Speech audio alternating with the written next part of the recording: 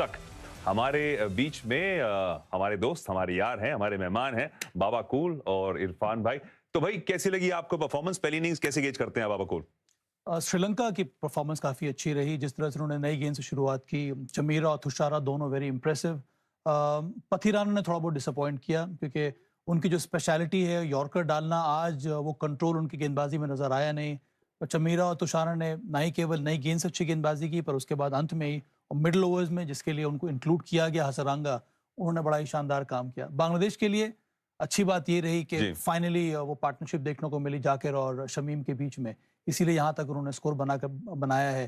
पर उनकी परेशानी शुरू हुई है टॉप ऑर्डर से ही, और ये पहली बार नहीं है। आई थिंक सिंस 2024 विश्व कप T20 तब से उनका जो एवरेज रहा है ओपनिंग बैटर्स का वो करीब 20 का है। वहां से इसका मतलब साफ है कि आप पावर प्ले को मैक्सिमाइज नहीं कर नहीं पा रहे हैं और दबाव आपकी टीम के ऊपर बहुत ज्यादा बढ़ता जा रहा है। इंडिविजुअल प्लेयर्स की परफॉर्मेंस पे बात करेंगे, पर इरफान आपसे जानना चाहेंगे कि 139 ऑन द बोर्ड, विकेट मुश्किल के बैट्समैन अपने आप को अप्लाई नहीं कर पाए या बहुत ही बेहतरीन बॉलिंग? मुझे तो पर्सनली लगा कि विकेट इतनी बुरी भी नहीं थी। ये नई गेंद से ऐसा लगा कि थोड़ा ज्यादा स्विंग देखने को मिला था, हल्का सा उछाल एक्स्ट्रा देखने को मिला था, तभी वो भारी किनारा भी लगा था। दूसरी ओवर में जब चमीरा गेंदबाजी करने आए थे, मुझे तो ऐसा नहीं लगा कि ये 140 वाली विकेट थी। ये डेफिनेटली जो हमने प्री शो में बात की थी कि 170 के आसपास तो बनने चाहिए, उस तरीके की ये पिच थी।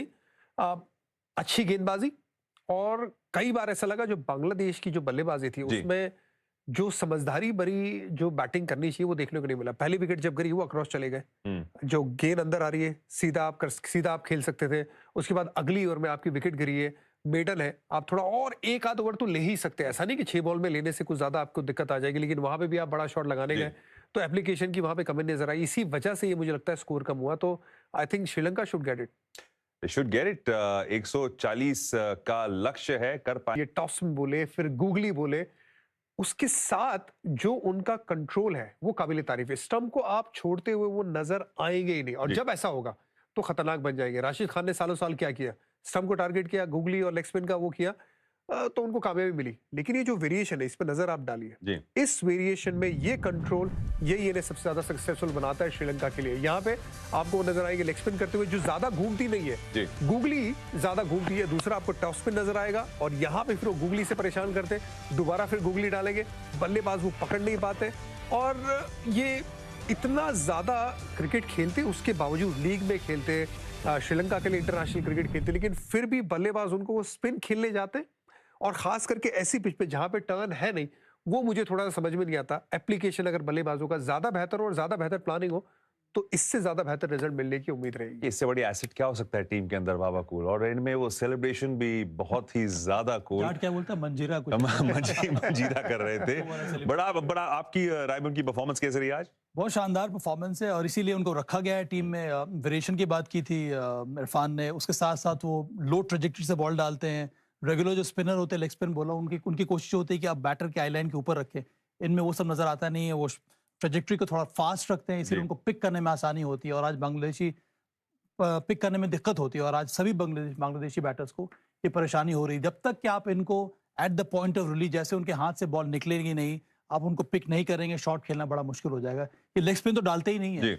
आपको प्रयास करना होगा ऑन साइड में खेलने की, या सीधे बैट से सीधे खेलें, या फिर स्लॉग स्वीप के तरफ शॉट खेलने की कोशिश होनी चाहिए थी। मुश्किल रहा आज बैट्समैन के लिए, लेकिन एक पार्टनरशिप बनी और उस पार्टनरशिप ने बचाया टीम की ओवरऑल परफॉर्मेंस को। शॉट है, लेग साइड पे अच्छा खेलते, पथिराना को पुल लगाया था, ऑफ साइड पे अच्छे शॉट्स खेले, तो जो रेंज है वो दर्शाता है कि पिछले 2 साल से इनकी जो लीग है BPL, वहां पे 50 का औसत कैसे है। इस वजह से कि इनके पास वो काबिलियत है। स्ट्राइक रेट भी लगभग 135 136 का रहता है। लेफ्ट हैंड बल्लेबाज है, मजबूत बल्लेबाज है। आई थिंक ये एक अच्छा खिलाड़ी इनको मिडिल ऑर्डर्स में मिला है, जो बांग्लादेश को जो लंबे टाइम तक सर्व कर सकता था। जब ये बैटिंग करने आया जाकिर के साथ, तब करीबन 10 ओवर में सिर्फ 53 रन ही थे। वहां से लेके आखिरी के 10 ओवर में लगभग 90 रन बनाना, कुछ हद तक सम्मानजनक स्कोर तक पहुंचाया बदौलत ये पार्टनरशिप के। पर बैट्समैन को भी काम करना पड़ेगा अब श्रीलंका के, क्योंकि उनके सामने भी है तंजीम की पेस। मेहंदी हसन है, ये रहे अब बल्लेबाज श्रीलंका के, पहली बार खेल रहे हैं इस एशिया कप में। बाबा कूल नाम है, लेकिन अब उन नाम को काम करना पड़ेगा, और डेप्थ बहुत ज्यादा है। हसरंगा आएंगे नंबर 8 पर बल्लेबाजी करने के लिए, वो बहुत ही केपेबल लोअर ऑर्डर बैटर है।